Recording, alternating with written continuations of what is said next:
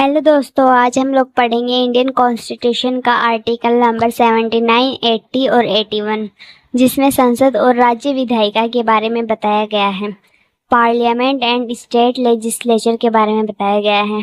ये जो है संसद और राज्य विधायिका ये यूके यानी कि ब्रिटेन से ग्रहण किया गया है। आर्टिकल नंबर 79 से स्टार्ट करते हैं। आर्टिकल नंबर 79 में संसद का गठन कैसे होता है उसके बारे में बताया गया है। संघ के लिए एक संसद होगी जिसमें राष्ट्रपति और 2 सदन होंगे, जैसे जिन्हें क्रमशः राज्यों के परिषद, राज्यसभा और लोगों के सदन लोकसभा के रूप में जाना जाएगा। आर्टिकल नंबर 79 से बहुत क्वेश्चंस आते हैं, जैसे कि ये बताया गया है राज्यों की परिषद, राज्यसभा और लोगों के सदन लोकसभा के रूप में जाना जाता है। सबसे पहले आता है लोकसभा, यह चैम्बर निम्न सदन है, हाउस ऑफ पीपल भी बोलते हैं, ये अस्थायी होता है। फिर आता है राज्यसभा, जो चैम्बर उच्च सदन है, यानी कि राज्य के परिषद को राज्यसभा बोलते हैं। फिर आते हैं राष्ट्रपति। राज्यसभा स्थायी है, लोकसभा अस्थायी है। राष्ट्रपति संसद का अभिन्न अंग है, जिसकी सहमति के बिना कोई भी बिल एक्ट नहीं बन सकता। 1954 में हिंदी नाम लोकसभा और राज्यसभा दिया गया था, और ये काफ़ी बार एग्जाम में पूछते हैं लोकसभा की पहली बैठक और राज्यसभा की पहली बैठक कब हुई थी। तो लोकसभा की पहली बैठक हुई थी 17 अप्रैल 1952 में, और राज्यसभा की पहली बैठक हुई थी 13 मई 1952 में। तो ये याद रख लेना। आर्टिकल नंबर 79 में इतना ही बताया गया है। अभी हम लोग चलते हैं आर्टिकल नंबर 80 में। आर्टिकल नंबर 80 में बताया गया है राज्यों के परिषद की संरचना। 12 सदस्यों को राष्ट्रपति द्वारा नामित किया जाएगा। राज्यों के केंद्र शासित प्रदेशों के 238 से अधिक प्रतिनिधि नहीं होंगे।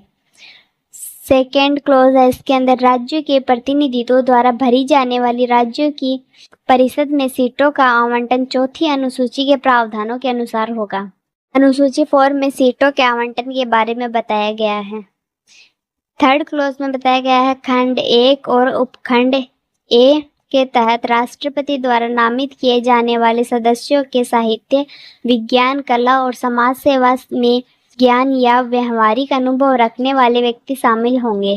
क्लॉज 4 में बताया गया राज्यसभा में प्रत्येक राज्य के प्रतिनिधित्व का चुनाव विधानसभा के निर्वाचित सदस्यों द्वारा एकल संक्रमणीय मत के माध्यम से अनुपातिक प्रतिनिधित्व प्रणाली के साथ किया जाएगा। 5 में बताया गया है राज्यसभा में केंद्र शासित प्रदेश के प्रतिनिधियों को उस तरीके से चुना जाएगा जैसे सांसद द्वारा कानून निर्धारित किया जाए।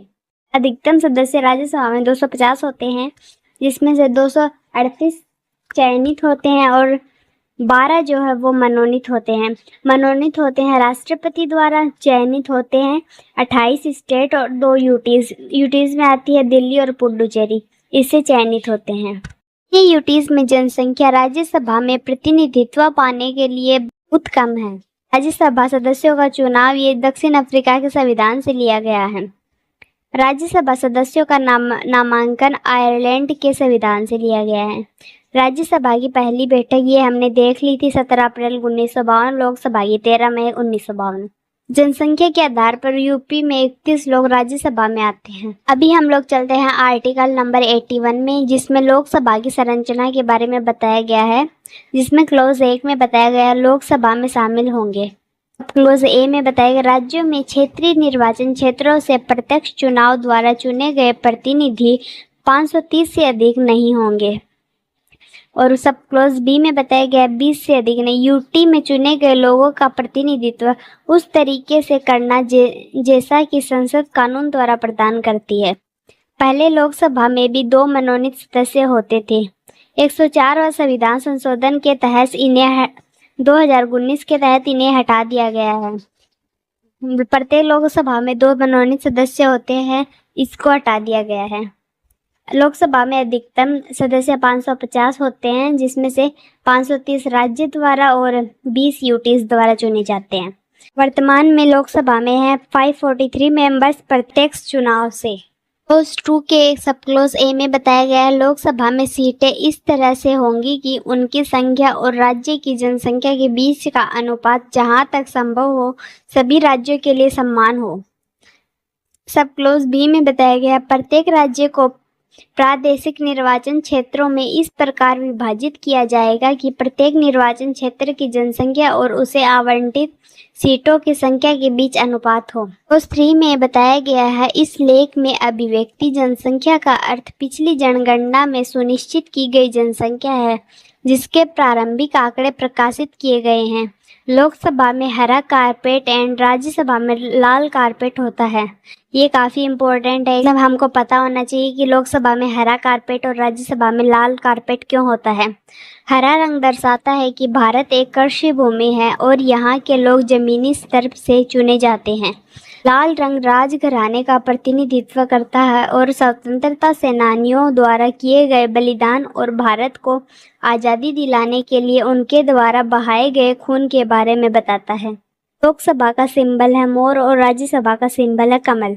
आर्टिकल नंबर 81 में इतना ही बताया गया है। आई होप आपको वीडियो अच्छा लगा होगा।